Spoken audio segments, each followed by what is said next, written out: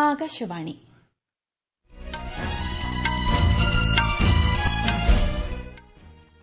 നമസ്കാരം. വാർത്തകൾ വായിക്കുന്നത് കൃഷ്ണ പ്രകൃതി.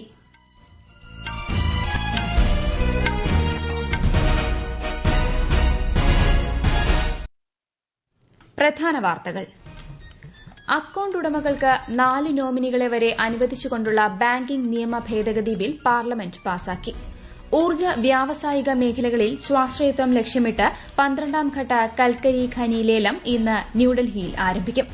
ഇന്ത്യ ചൈന ബന്ധം ശക്തിപ്പെടുത്താനുള്ള ശ്രമങ്ങൾ പുരോഗമിക്കുകയാണെന്ന് കേന്ദ്ര വിദേശകാര്യമന്ത്രി എസ് ജയശങ്കർ. രാജ്യത്തെ എല്ലാ ജില്ലകളിലും വിവാഹപൂർവ്വ കൌൺസിലിംഗ് കേന്ദ്രങ്ങൾ തുറക്കുമെന്ന് ദേശീയ വനിതാ കമ്മീഷൻ. മുണ്ടക്കൈ ചൂരൽമല ദുരന്തബാധിതരെ പുനരധിവസിപ്പിക്കാനുള്ള ടൌൺഷിപ്പിന്റെ ശിലാസ്ഥാപനം മുഖ്യമന്ത്രി പിണറായി വിജയൻ ഇന്ന് നിർവഹിക്കും. ഖേലോ ഇന്ത്യ പാരാ ഗെയിംസ് ഇന്ന് സമാപിക്കും.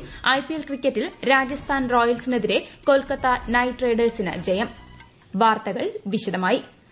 രാജ്യസഭയിൽ അംഗീകാരം ലഭിച്ചതോടെ ബാങ്കിംഗ് നിയമ ഭേദഗതി ബിൽ 2024 പാർലമെന്റ് പാസാക്കി.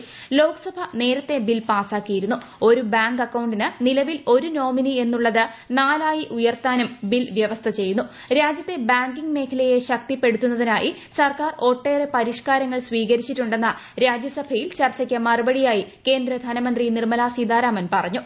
കഴിഞ്ഞ വർഷം പൊതുമേഖലാ ബാങ്കുകൾ ഇതുവരെ നേടിയതിൽ വച്ച് ഏറ്റവും ഉയർന്ന അറ്റാദായ 1.41 ലക്ഷം കോടി രൂപ നേടിയതായി ധനമന്ത്രി പറഞ്ഞു.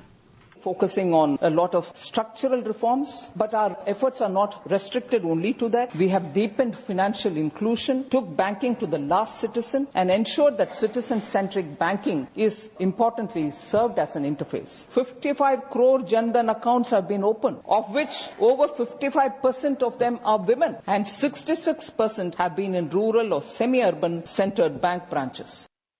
ഗുജറാത്തിലെ ഇൻസ്റ്റിറ്റ്യൂട്ട് ഓഫ് റൂറൽ മാനേജ്മെന്റ് ആനന്ദിനെ ഇന്ത്യയിലെ ആദ്യ സഹകരണ സർവകലാശാലയാക്കി ഉയർത്താൻ ലക്ഷ്യമിട്ടുള്ള ത്രിഭുവൻ സഹകാരി സർവകലാശാല ബിൽ 2025 ലോക്സഭ പാസാക്കി.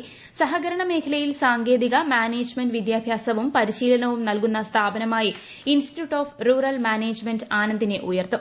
പ്രതിവർഷം 8 ലക്ഷം പ്രൊഫഷണലുകൾക്ക് പരിശീലനം നൽകും. ഇന്ത്യയുടെ സഹകരണ ചരിത്രത്തിലെ നാഴികക്കല്ലാണ് ബില്ലെന്ന് കേന്ദ്ര ആഭ്യന്തരമന്ത്രി അമിത്ഷാ പറഞ്ഞു. കൽക്കരി ഖനി ലേലത്തിന്റെ 12ാം ഘട്ടം ഇന്ന് ന്യൂഡൽഹിയിൽ ആരംഭിക്കും. അനുവദിച്ച ഖനികളിൽ 13 എണ്ണം പൂർണ്ണതോതിൽ പ്രവർത്തനം ആരംഭിച്ചു. 12 എണ്ണം ഭാഗികമായി ഖനനം ആരംഭിച്ചു. ആഭ്യന്തര വിദേശ നിക്ഷേപകർ ലേലത്തിൽ പങ്കെടുക്കും. ഊർജ്ജ വ്യാവസായിക മേഖലകളിലെ രാജ്യത്തിന്റെ സ്വാശ്രയത്വത്തിൽ നിർണായകമാണ് ഖനന പ്രവർത്തനങ്ങൾ. 2024-25 സാമ്പത്തിക വർഷത്തിൽ 1.40 ലക്ഷം കോടി രൂപയുടെ മൂലധന സംഭരണ കരാറുകൾക്ക് പ്രതിരോധ മന്ത്രാലയം അന്തിമ രൂപം നൽകി. സൈന്യത്തിന്റെ പ്രവർത്തനശേഷി വർദ്ധിപ്പിക്കുന്നതിനായി ഉന്നത നിലവാരമുള്ള തോക്കുകളും പീരങ്കികളും വാഹനങ്ങളും സംഭരിക്കുന്നതിനൊപ്പം സൈനിക നവീകരണത്തിനും കരാറുകൾ ഊന്നൽ നൽകുന്നു. സ്വകാര്യ മേഖലയിൽ നിന്ന് യുദ്ധോപകരണങ്ങൾ സംഭരിക്കുന്നതിന്റെ ഭാഗമായി ഭാരത് ഫോർജ് ലിമിറ്റഡും ടാറ്റ അഡ്വാൻസ് സിസ്റ്റം ലിമിറ്റഡുമായി 6,900 കോടി രൂപയുടെ കരാറുകളിൽ മന്ത്രാലയം ഒപ്പുവച്ചു. ഇന്ത്യ ചൈന ബന്ധം ശക്തിപ്പെടുത്താനുള്ള ശ്രമങ്ങൾ ഇരു രാജ്യങ്ങൾക്കുമിടയിൽ പുരോഗമിക്കുകയാണെന്ന് കേന്ദ്ര വിദേശകാര്യമന്ത്രി എസ് ജയശങ്കർ. ഏഷ്യ സൊസൈറ്റി പ്രസിഡന്റുമായി നടത്തിയ ചർച്ചകളിലാണ് ശ്രീ ജയശങ്കർ ഇങ്ങനെ പരാമർശിച്ചത്. കഴിഞ്ഞ വർഷം ഒക്ടോബർ മുതൽ ഇന്ത്യ ചൈന ബന്ധം മെച്ചപ്പെട്ടതായും അമേരിക്കൻ നയങ്ങളിൽ നിർണായക മാറ്റമുണ്ടായതായും ശ്രീ ജയശങ്കർ പറഞ്ഞു. If the United States starts to change its terms of dealing with the world, so there is something very deep, very profound, very consequential which is happening right now. And there is another trend which precedes that, which is the rise of China. The changed American view of globalization has a lot to do with the rise of China. വ്യാപാര മേഖലയിൽ ഇന്ത്യയും അമേരിക്കയും തമ്മിൽ നിർണായക ചർച്ചകൾ നടത്തുന്നതായും ഊർജ്ജ മേഖലയിൽ ഇരു രാജ്യങ്ങളും തമ്മിലുള്ള ബന്ധം മെച്ചപ്പെടുത്താനാണ് ലക്ഷ്യമിടുന്നതെന്നും അദ്ദേഹം പറഞ്ഞു. വികസിത രാഷ്ട്രമാക്കാനുള്ള പ്രയാണത്തിൽ നൂതന ആശയങ്ങളായിരിക്കും ഇന്ത്യയുടെ ഭാവി നിർണ്ണയിക്കുക എന്ന് കേന്ദ്ര വാണിജ്യ വ്യവസായ മന്ത്രി പീയൂഷ് ഗോയൽ ന്യൂഡൽഹിയിൽ സംഘടിപ്പിച്ച ദേശീയ ബൌദ്ധിക സ്വത്തവകാശ പുരസ്കാരദാന ചടങ്ങിൽ സംസാരിക്കുകയായിരുന്നു കേന്ദ്രമന്ത്രി. ഗവേഷണം, വികസനം, നൂതന സാങ്കേതിക വിദ്യ, ഉൽപാദന, ചരക്ക് സേവന മേഖലകളിൽ ശ്രദ്ധ കേന്ദ്രീകരിക്കാതെ രാജ്യത്തിന് വികസിത രാഷ്ട്രമെന്ന് അവകാശപ്പെടാൻ സാധിക്കില്ലെന്നും അദ്ദേഹം പറഞ്ഞു. PM ഇന്റേൺഷിപ്പ് പദ്ധതിയുമായി ബന്ധപ്പെട്ട വെർച്വൽ കാൻഡിഡേറ്റ് ഓപ്പൺ ഹൌസ് ഇന്ന് നടക്കും. കോർപ്പറേറ്റ് കാര്യ മന്ത്രാലയമാണ് സംഘാടകർ. അപേക്ഷകരുടെ തത്സമയ സംശയ നിവൃത്തിയാണ് സംവേദനാത്മകമായ ഫോറം ലക്ഷ്യമിടുന്നത്. യുവാക്കൾക്ക് മികച്ച ഇന്റേൺഷിപ്പ് അവസരങ്ങൾ നൽകുന്നതിനും അക്കാദമിക് പഠനത്തിനും സർക്കാർ രൂപകൽപ്പന ചെയ്ത സംരംഭമാണ് PM ഇന്റേൺഷിപ്പ് പദ്ധതി. മികച്ച 500 കമ്പനികളിൽ 12 മാസത്തെ ഇന്റേൺഷിപ്പ് പദ്ധതി വാഗ്ദാനം ചെയ്യുന്നു.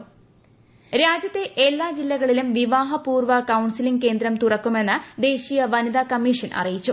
ഈ വർഷത്തെ അന്താരാഷ്ട്ര വനിതാ ദിനത്തിൽ ആരംഭിച്ച കമ്മീഷന്റെ പുതിയ സംരംഭമാണിതെന്ന് ചെയർപേഴ്സൺ വിജയ രഹിതാർ പട്നയിൽ മാധ്യമങ്ങളോട് പറഞ്ഞു. ഇതുവരെ 11 സംസ്ഥാനങ്ങളിലായി 23 കേന്ദ്രങ്ങൾ തുറന്നിട്ടുണ്ടെന്ന് അവർ പറഞ്ഞു. ഈ വാർത്തകൾ ആകാശവാണിയിൽ നിന്ന്. ആകാശവാണി വാർത്തകളും വാർത്താധിഷ്ഠിത പരിപാടികളും all India radio news Thiruvananthapuram YouTube ചാനലിലും all India radio news Thiruvananthapuram Facebook പേജിലും AR News_ തിരുവനന്തപുരം ഇൻസ്റ്റഗ്രാം അക്കൌണ്ടിലും AR News_TVM X ഹാൻഡിലും ലഭ്യമാണ്. മുണ്ടക്കൈ ചൂരൽമല ഉരുൾപൊട്ടൽ ദുരന്തബാധിതരെ പുനരധിവസിപ്പിക്കാനുള്ള ടൌൺഷിപ്പിന്റെ ശിലാസ്ഥാപനം മുഖ്യമന്ത്രി പിണറായി വിജയൻ ഇന്ന് വൈകുന്നേരം നിർവഹിക്കും. എൽസ്റ്റൺ എസ്റ്റേറ്റിലെ 64 ഹെക്ടർ ഭൂമിയിൽ 7 സെന്റ് വീതമുള്ള പ്ലോട്ടുകളിൽ 1000 ചതുരശ്ര അടി വിസ്തീർണത്തിലാണ് വീടുകൾ നിർമ്മിക്കുക. വിശദാംശങ്ങളിലേക്ക്. ഒറ്റനിലയായി പണിയുന്ന വീടുകളിൽ ഭാവിയിൽ 2 നില പണിയാനുള്ള അടിത്തറയൊരുക്കും. ആരോഗ്യ കേന്ദ്രം, ആധുനിക അംഗനവാടി, പൊതുസ്ഥാപനങ്ങൾ, വ്യാപാര സൌകര്യങ്ങൾ, സാമൂഹിക കേന്ദ്രങ്ങൾ തുടങ്ങിയവയും ടൌൺഷിപ്പിൽ ഒരുക്കുന്നുണ്ട്. ഊരാളുങ്കൽ കോപ്പറേറ്റീവ് സൊസൈറ്റിക്കാണ് നിർമ്മാണ ചുമതല. ടൌൺഷിപ്പിൽ വീടിന് താൽപര്യപ്പെടാത്ത ഗുണഭോക്താക്കൾക്ക് 15 ലക്ഷം രൂപ നൽകും. ഗൃഹനാഥന്റെയും ഗൃഹനാഥയുടെയും സംയുക്ത ഉടമസ്ഥതയിലായിരിക്കും സാമ്പത്തിക സഹായവും വീടും നൽകുക. പുനരധിവാസത്തിനുള്ള അന്തിമ പട്ടികയിൽ 402 ഗുണഭോക്താക്കളാണ് ഉൾപ്പെട്ടിട്ടുള്ളത്. അതേസമയം ഭൂമി ഏറ്റെടുപ്പിൽ നിലവിലെ നഷ്ടപരിഹാര തുക കുറവാണെന്നും 549 കോടി രൂപ നഷ്ടപരിഹാരത്തിന് അർഹതയുണ്ടെന്നും കാണിച്ച് എൽസ്റ്റൺ വീണ്ടും ഹൈക്കോടതിയെ സമീപിച്ചിട്ടുണ്ട്. News desk Akashvani. ആശ്രിത നിയമനത്തിന്റെ മാനദണ്ഡങ്ങൾ സംസ്ഥാന സർക്കാർ പുതുക്കി. സർവീസിലിരിക്കെ മരിക്കുമ്പോൾ 13 വയസ്സ് തികഞ്ഞ മക്കൾക്ക് മാത്രമേ ഇനി ആശ്രിത നിയമനം വഴി ജോലി ലഭിക്കൂ. സർവീസ് നീട്ടിക്കൊടുക്കൽ വഴിയോ പുനർനിയമനം മുഖേനയോ സർവീസിൽ തുടരുകയോ ആ സമയത്ത് മരണമടയുകയും ചെയ്യുന്ന ജീവനക്കാരുടെ ആശ്രിതർക്ക് അർഹതയുണ്ടായിരിക്കില്ല. മരണപ്പെട്ട ജീവനക്കാരന്റെ കുടുംബ വാർഷിക വരുമാനം 8 ലക്ഷം രൂപയിൽ കവിയാൻ പാടില്ലെന്നും വ്യവസ്ഥയുണ്ട്. യുവജനങ്ങൾക്ക് നാട്ടിൽ തന്നെ ജോലി ചെയ്ത് ജീവിക്കാനുള്ള സാഹചര്യം ഒരുക്കുകയാണ് സർക്കാരിന്റെ ലക്ഷ്യമെന്ന് മന്ത്രി പി രാജീവ്. പാലക്കാട്ട് പട്ടാമ്പിയിൽ നടന്ന ജില്ലാതല നിക്ഷേപക സംഗമവും സാങ്കേതിക ശില്പശാലയും ഓൺലൈനായി ഉദ്ഘാടനം ചെയ്യവെയാണ് മന്ത്രി ഇക്കാര്യം പറഞ്ഞത്. വ്യവസായ സംരംഭങ്ങൾക്ക് സൌഹാർദ്ദപരവും അനുകൂലവുമായ അന്തരീക്ഷം ഒരുക്കുന്നതിൽ കേരളം രാജ്യത്ത് ഒന്നാമതാണെന്നും കേരളത്തിൽ സ്വകാര്യ വ്യവസായ പാർക്കുകൾ ആരംഭിക്കാൻ സർക്കാർ പ്രോത്സാഹനം നൽകുന്നുണ്ടെന്നും മന്ത്രി പറഞ്ഞു. 1000 മാസങ്ങളുടെ പുണ്യം പെയ്തിറങ്ങുന്ന രാവ് പ്രതീക്ഷിച്ച് ഇന്ന് റമദാനിലെ 27ാം രാവിനെ പ്രാർത്ഥനകൾ കൊണ്ട് വരവേൽക്കാനൊരുങ്ങി വിശ്വാസികൾ. 1000 മടങ്ങ് പ്രതിഫലം പ്രതീക്ഷിക്കുന്ന ലൈലത്തുൽ ഖദ്റിന് കൂടുതൽ സാധ്യത 27ാം രാവിലാണെന്ന വിശ്വാസത്തിലാണ് ഇന്നത്തെ രാവിനെ വിശ്വാസികൾ ആരാധന കൊണ്ട് മുഖരിതമാക്കുന്നത്. വിശ്വാസികളെ കൊണ്ട് നിറയുന്ന പള്ളികളിൽ ദിക്റും ഖുർആൻ പാരായണവും മുഴങ്ങും. ഖേലോ ഇന്ത്യ പാരാ ഗെയിംസ് 2025 ഇന്ന് സമാപിക്കും. സ്പോർട്സ് അതോറിറ്റി ഓഫ് ഇന്ത്യ സംഘടിപ്പിക്കുന്ന സമാപന ചടങ്ങിൽ കേന്ദ്ര യുവജനകാര്യ കായിക സഹമന്ത്രി രക്ഷ നിഖിൽ ഖഡ്സെ പങ്കെടുക്കും. പ്രതിഭാധരരായ കായിക താരങ്ങൾക്ക് അവരുടെ കഴിവുകൾ പ്രകടിപ്പിക്കാനുള്ള സുപ്രധാന വേദിയാണ് പാരാ ഗെയിംസ്. 8 ദിവസത്തെ ചാമ്പ്യൻഷിപ്പിൽ 6 ഇനങ്ങളിലായി 1300-ലധികം പാരാ അത്ലറ്റുകൾ പങ്കെടുത്തു. IPL ക്രിക്കറ്റിൽ ഇന്നലെ നടന്ന മത്സരത്തിൽ രാജസ്ഥാൻ റോയൽസിനെതിരെ കൊൽക്കത്ത നൈറ്റ് റൈഡേഴ്സിന് 8 വിക്കറ്റ് ജയം. ഗുവാഹട്ടിയിൽ നടന്ന മത്സരത്തിൽ രാജസ്ഥാൻ ഉയർത്തിയ 152 റൺസ് വിജയലക്ഷ്യം കൊൽക്കത്ത 17.3 ഓവറിൽ 2 വിക്കറ്റ് നഷ്ടത്തിൽ മറികടക്കുകയായിരുന്നു. ഇന്ന് നടക്കുന്ന മത്സരത്തിൽ സൺറൈസേഴ്സ് ഹൈദരാബാദ് ലക്നൌ സൂപ്പർ ജയന്റ്സിനെ നേരിടും. ഹമാസ് വിരുദ്ധ മുദ്രാവാക്യങ്ങൾ വിളിച്ചും ഇസ്രയേലുമായുള്ള യുദ്ധം അവസാനിപ്പിക്കണമെന്ന് ആവശ്യപ്പെട്ടും വടക്കൻ ഗാസയിൽ നടക്കുന്ന പ്രതിഷേധങ്ങളിൽ 100 കണക്കിന് പലസ്തീനികൾ പങ്കുചേർന്നു. ഗാസ മുനമ്പിന്റെ വടക്കൻ ഭാഗത്തുള്ള ഇന്തോനേഷ്യൻ ആശുപത്രിക്ക് മുന്നിലാണ് പ്രതിഷേധം നടന്നത്. യുദ്ധം നിർത്തുക എന്ന മുദ്രാവാക്യങ്ങൾ ആലേഖനം ചെയ്ത ബാനറുകൾ വഹിച്ചുകൊണ്ടാണ് പ്രതിഷേധക്കാർ എത്തിയത്. പ്രധാന വാർത്തകൾ വീണ്ടും. അക്കൌണ്ട് ഉടമകൾക്ക് 4 നോമിനികളെ വരെ അനുവദിച്ചുകൊണ്ടുള്ള ബാങ്കിംഗ് നിയമ ഭേദഗതി ബിൽ പാർലമെന്റ് പാസാക്കി. ഊർജ്ജ വ്യാവസായിക മേഖലകളിൽ സ്വാശ്രയത്വം ലക്ഷ്യമിട്ട് 12ാം ഘട്ട കൽക്കരി ഖനി ലേലം ഇന്ന് ന്യൂഡൽഹിയിൽ ആരംഭിക്കും. ഇന്ത്യ ചൈന ബന്ധം ശക്തിപ്പെടുത്താനുള്ള ശ്രമങ്ങൾ പുരോഗമിക്കുകയാണെന്ന് കേന്ദ്ര വിദേശകാര്യമന്ത്രി എസ് ജയശങ്കർ. രാജ്യത്തെ എല്ലാ ജില്ലകളിലും വിവാഹപൂർവ്വ കൌൺസിലിംഗ് കേന്ദ്രങ്ങൾ തുറക്കുമെന്ന് ദേശീയ വനിതാ കമ്മീഷൻ. മുണ്ടക്കൈ ചൂരൽമല ദുരന്തബാധിതരെ പുനരധിവസിപ്പിക്കാനുള്ള ടൌൺഷിപ്പിന്റെ ശിലാസ്ഥാപനം മുഖ്യമന്ത്രി പിണറായി വിജയൻ ഇന്ന് നിർവഹിക്കും. ഖേലോ ഇന്ത്യ പാരാ ഗെയിംസ് ഇന്ന് സമാപിക്കും. IPL ക്രിക്കറ്റിൽ രാജസ്ഥാൻ റോയൽസിനെതിരെ കൊൽക്കത്ത നൈറ്റ് റൈഡേഴ്സിന് ജയം. വാർത്തകൾ കഴിഞ്ഞു. അടുത്ത വാർത്താ പ്രക്ഷേപണം ഉച്ചയ്ക്ക് 12:30.